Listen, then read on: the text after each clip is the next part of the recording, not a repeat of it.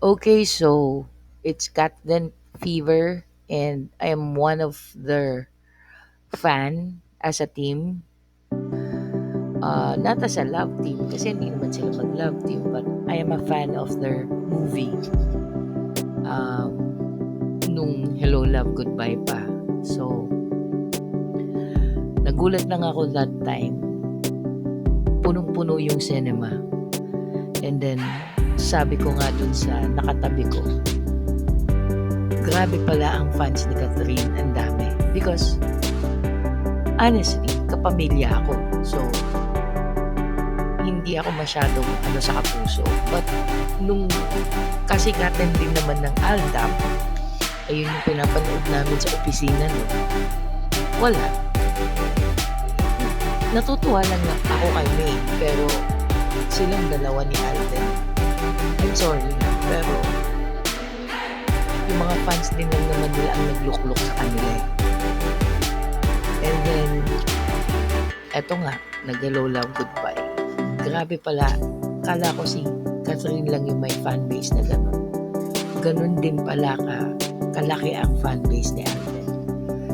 Because, napagtanto ko din na madami palang tinutulungan tong si Alden na charity. Kaya, bless yung lolo mo. At talagang maganda yung puso niya. Si Catherine, wala akong nababalitaan na ganun, pero alam ko, mabait din siya. Yun din naman ang sabi ng mga movie press din. At nakakarami.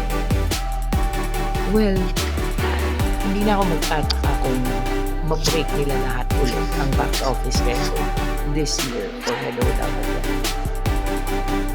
Gusto ko din sana maging sila sa totoong buhay dahil feeling ko nasa tamang tao si Kat. Pero hindi naman natin alam kung umaarte lang sila eh. Honestly, may mga hindi ko talaga ma-predict. Okay? Kasi mga artista yan. Ika nga eh, marunong silang umarte. Even lalo pat in front of all people, but with their kind heart and with their rawness. Siguro naman totoo yung pinapakita nila. Kagaya ng sabi ni Alden, what you see is what you get. So I'm not here to promote the movie, but I'm just saying na itong dalawang taong to, pareho may mabubuting puso. At sana wag na lang pampelikula. Isa ako doon sa magiging masaya pag nagkatuluyan sila. For real. REAL. So there you go. Until next. Bye.